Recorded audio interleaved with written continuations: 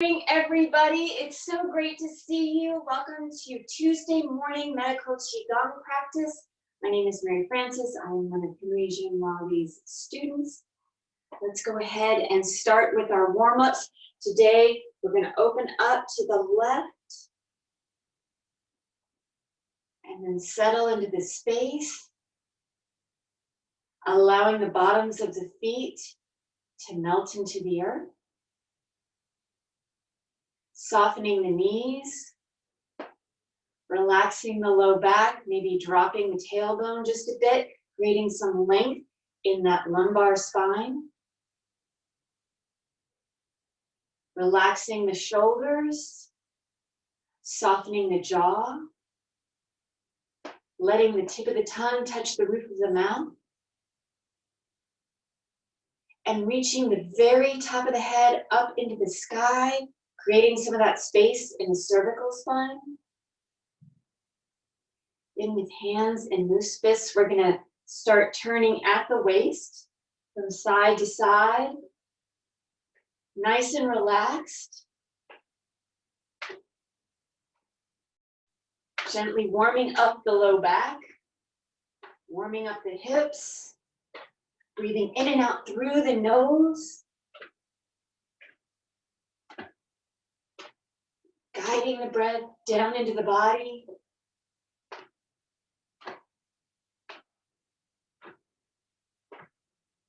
And then gradually allowing that lead arm to start traveling up the torso towards the opposing shoulder.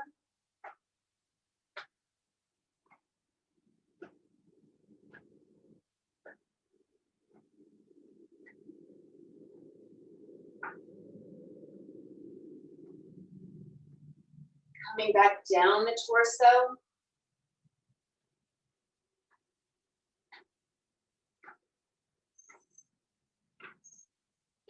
And then slowly coming back to the center, letting the hands go. And now we get to open up the channels in the lower half of the body, in the legs, widening our stance. I'm going to reposition myself. We're tapping the inner thigh and then up at the hip.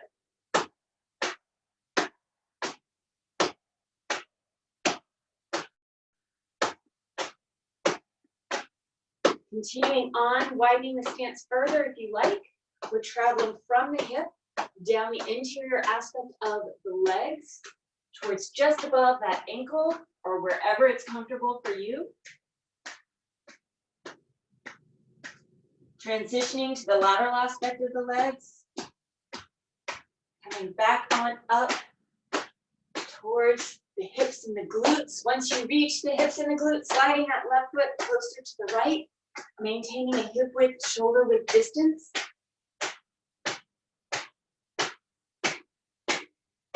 And then working our way up to just underneath the rib cage, the low back, waking up the tissues there. Greeting the kidneys for the morning.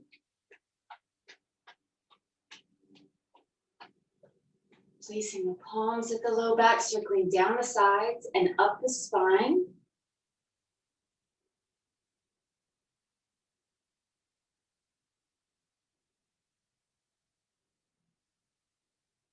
Before then resting the palms at the low back, closing the eyes. Inhaling, guiding the breath and the chi to the low back, allowing it to fill up with energy.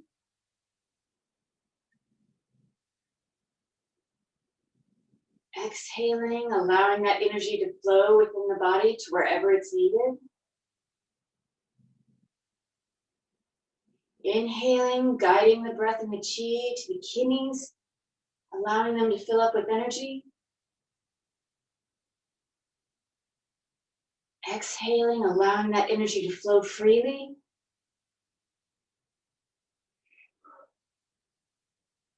Inhaling, using the mind intent to draw the breath and the chi to the low back. And exhaling, letting the mind relax, the body relax, and the chi to flow freely.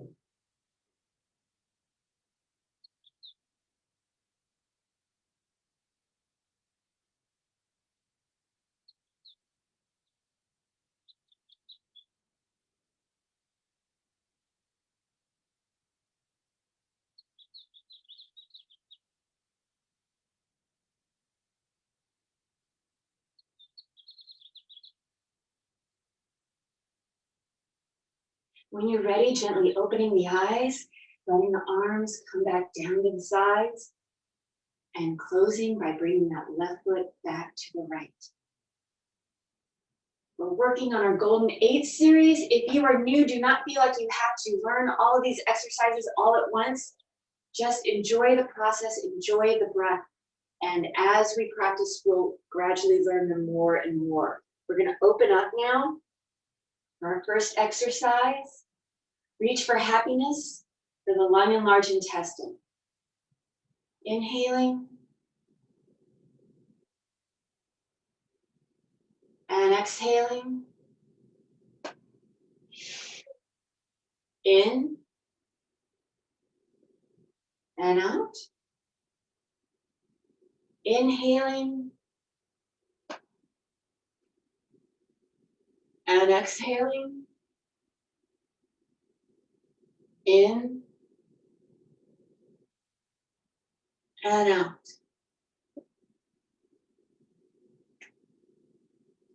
Now we get to flow at our own pace.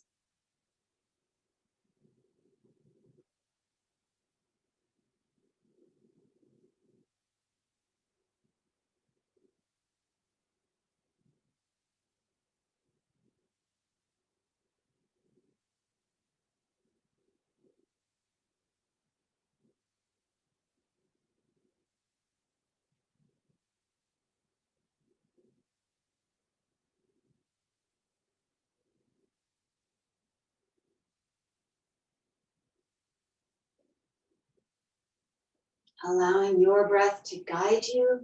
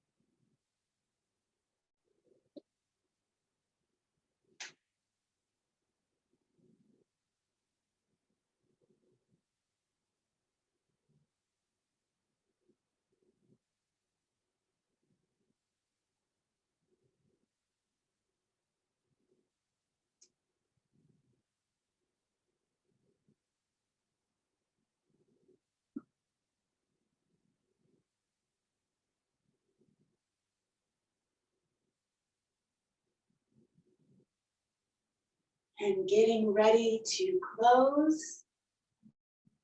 Closing. Our second exercise, the Archer exercise for the heart and small intestine. We're opening. Inhaling. Exhaling. In. And out. Continuing on, allowing the breath to draw forth the movement. Allowing yourself to relax into the exercise.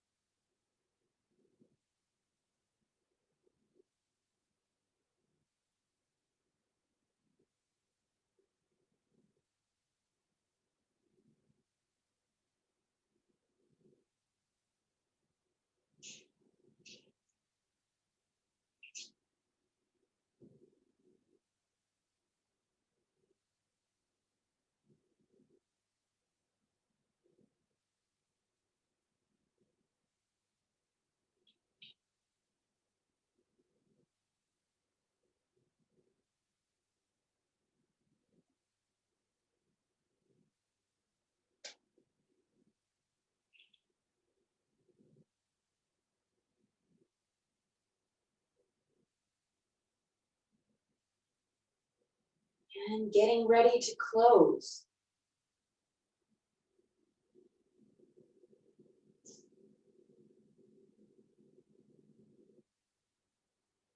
Closing. Our third exercise between heaven and earth for the spleen and stomach.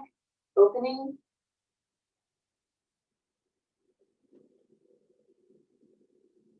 Inhaling. And exhaling. In.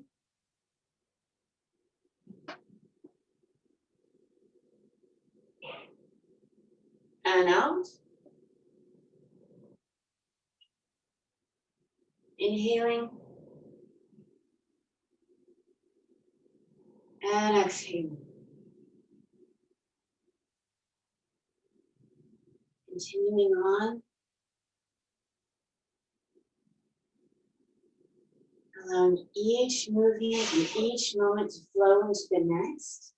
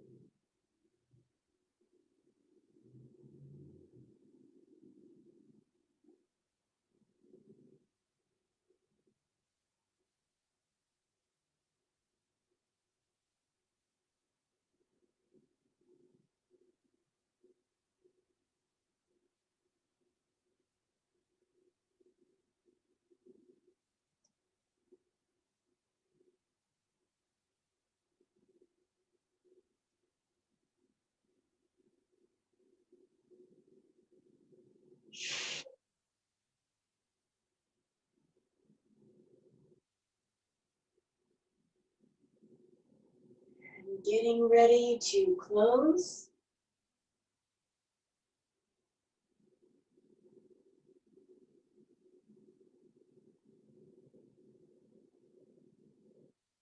Closing.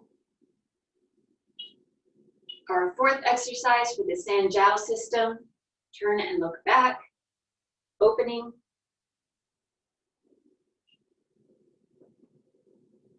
Inhaling. Exhaling. Inhaling.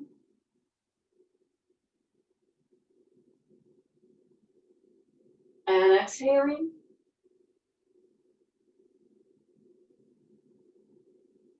In.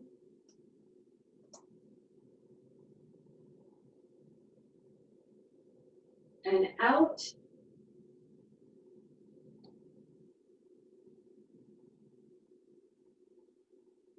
Using the mind's eye and the mind intent to stay with the exercise.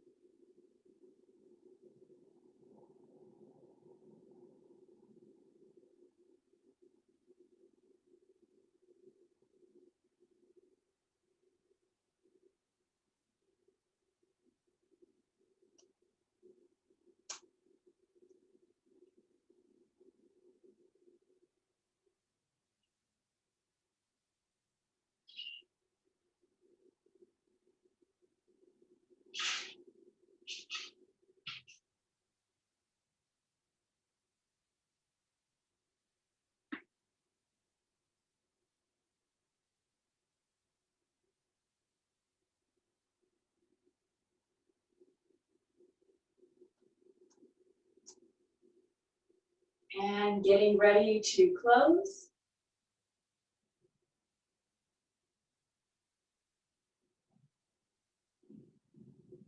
Closing. Our fifth exercise for the liver and gallbladder is our twist and release, opening.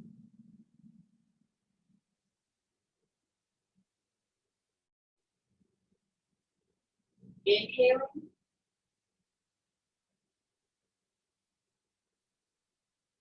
And exhaling. In.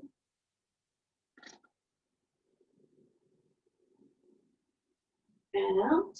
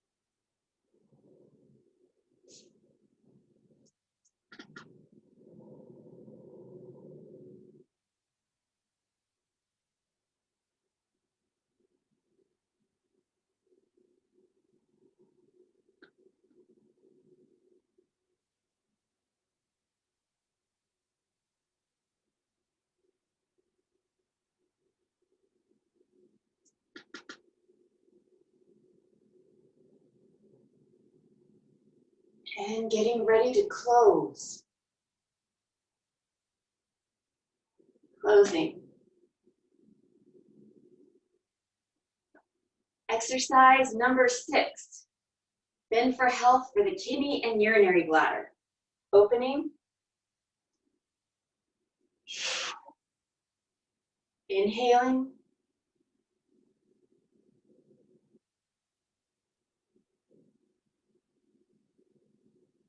Exhaling.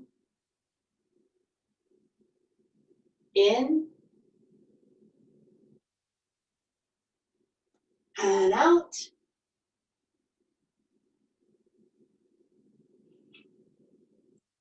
Inhaling.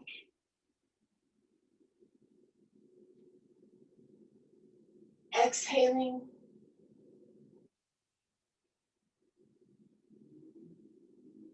In. Out. And inhaling back to standing.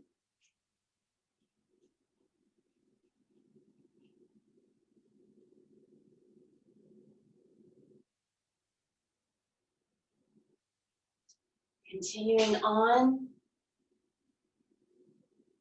allowing the tissues to start to relax, allowing those sinews to start to lengthen.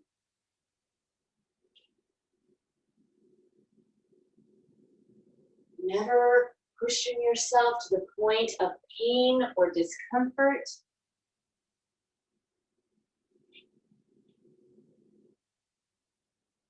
Staying as relaxed as possible so the chi and blood may flow freely.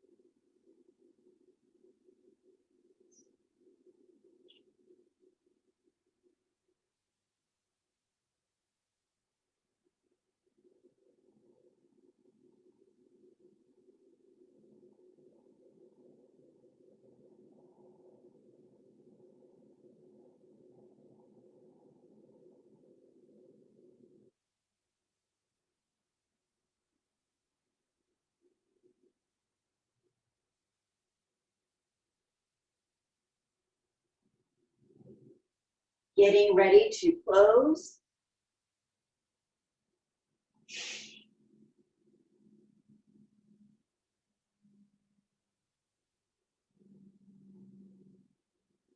Closing. Our energy punch, the seventh exercise, not the second, the seventh. For the Rin channel, opening up. Inhaling. Exhaling. In. And out. Inhaling as we gather. Exhaling as we release.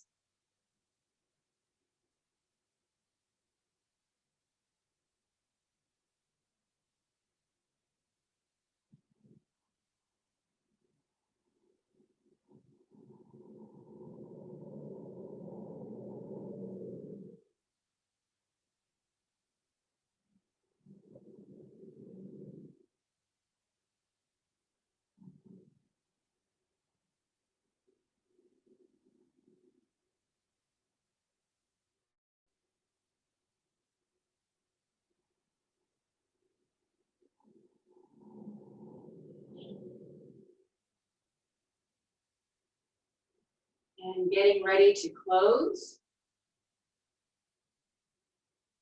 Closing. Our eighth exercise, the energy jump in two parts for the Do channel. Opening up. Inhaling as we elevate. Exhaling as we bring our energy back to the earth.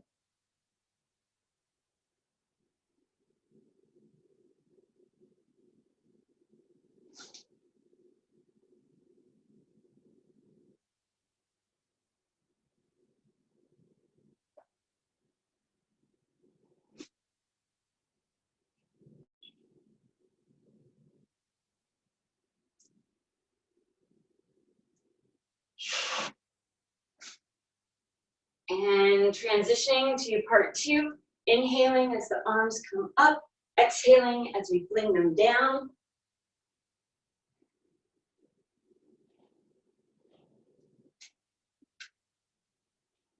And then taking the momentum away, gradually coming back.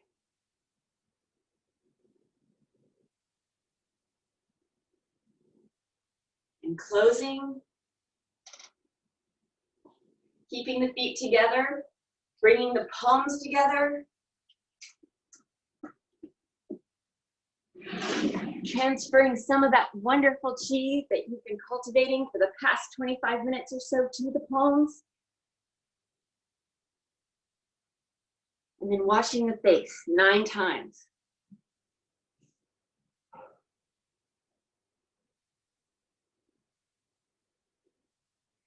Wiping the brow and underneath the eye, also 9 times.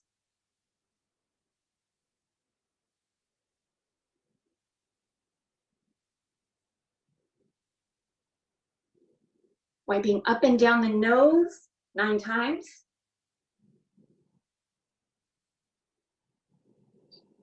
And circles at the alanese, middle and upper 9 times. I should say 9 times inward, 9 times outward.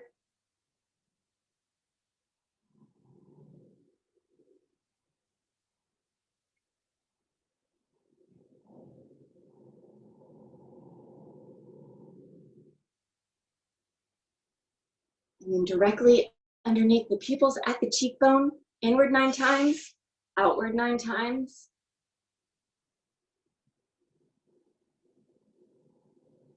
Dredging the channels of the scalp.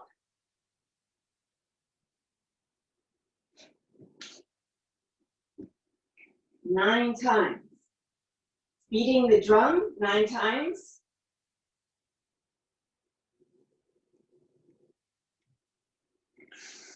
And then grasping the ear 9 times. Switching.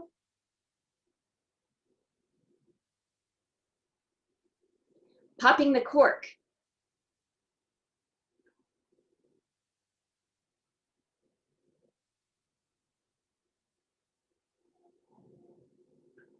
One finger on the philtrum, the other on the mandibular crease. We're going inward and then outward 9 times.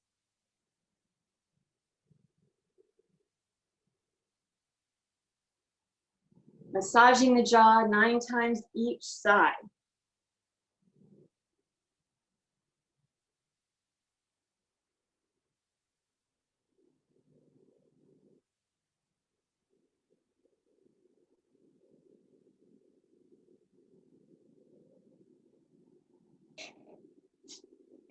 Then our number gets to change to 12, brushing down the throat 12 times total or 6 times each side.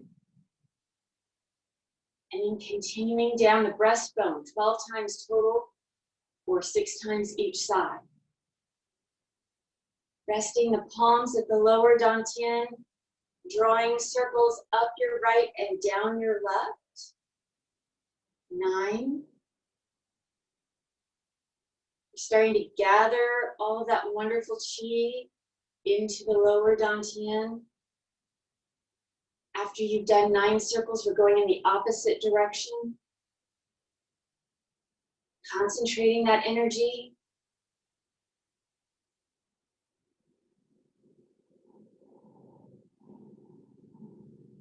Resting the palms at the lower dantian, 3 to 4 finger rests beneath the belly button. Closing the eyes. Inhaling through the nose, guiding the breath and chi down into the lower dantian, allowing it to fill up with energy.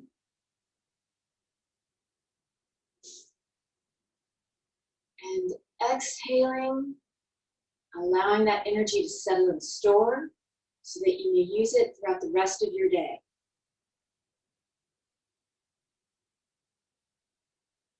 Inhaling, drawing the breath and the chi into the lower dantian. And exhaling, letting that chi settle and store so that it may be used throughout the rest of your day.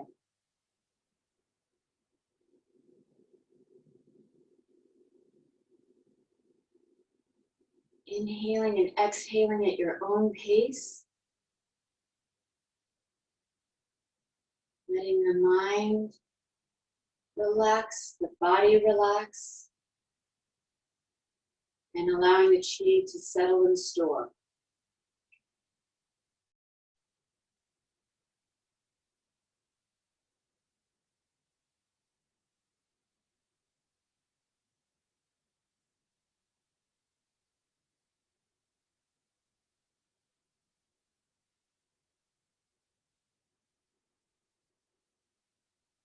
Thank you so very, very much. I hope you have a lovely, lovely Tuesday.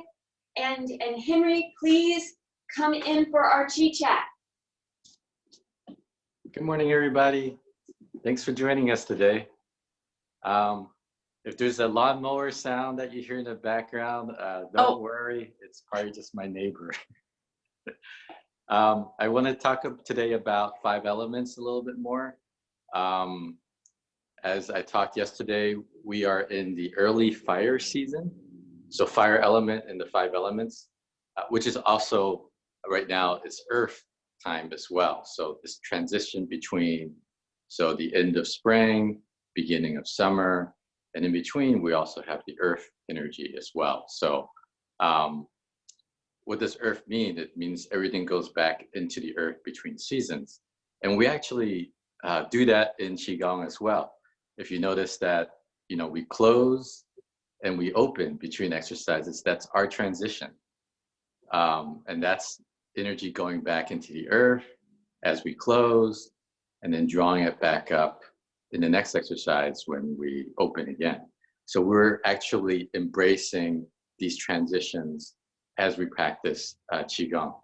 So just to give you some connection that's happening with the 5 elements and your practice. All right.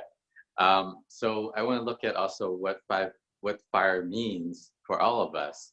And And just to review, we talked about fire, right, as it relates to the seasons. That's the summer season. We talked about taste. For example, the bitter taste is really good for fire because it helps control the fire and help disperse and helps reduce inflammation.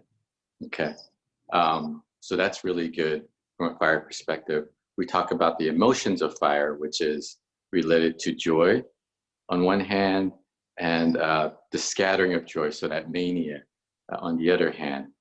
And so those are the gifts and challenges of fire from an emotional perspective. Fire really needs that connection with others. So that social connection is super important. Now, we all have varying degrees of fire. So some of us really need that social connection, and others can function longer without it. Okay, some people are much better at being loners or doing stuff on their own, and other people work much better in groups. So we kind of have to also understand our gifts and what works best for us, because not all of us can work in the same way. So what else is related to fire? So we talk about the tongue as being related to fire because that's about speech, about how we connect with other people. Another aspect of fire is when we look into people's eyes, okay?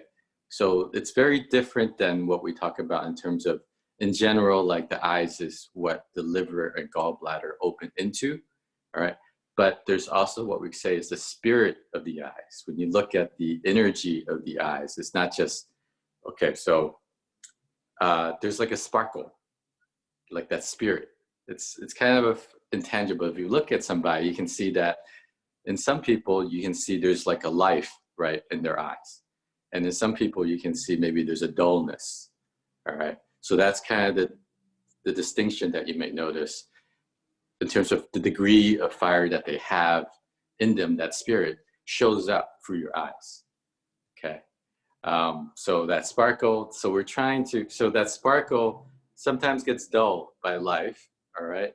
And experience or circumstances. And so you may go through cycles where you may have a lot of sparkle, and other times in life you might feel like, oh man, I don't feel like doing anything. Okay, and your fire might be down and dampened. All right, so this is why we do Qigong, for example, to help us maintain that fire, keep things going. Again, bigger picture is flow. It's all about flow. Even with fire, you got to keep it burning. And fire is especially important in that it doesn't sustain itself. It needs other elements to help sustain it. And that's why that social aspect is so important, that connection. And particularly the element of wood is very important to fire, because in the 5 element cycle, if you look in that clockwise cycle, okay, fire is derived from wood. Okay, so wood generates fire. And I mean, that makes sense, right? I mean, you build a campfire, you start a barbecue, okay, you're probably gonna need some wood to make that fire happen. Okay, so same thing here is you need some fuel to help fuel your fire. Okay, so those are some things to think about.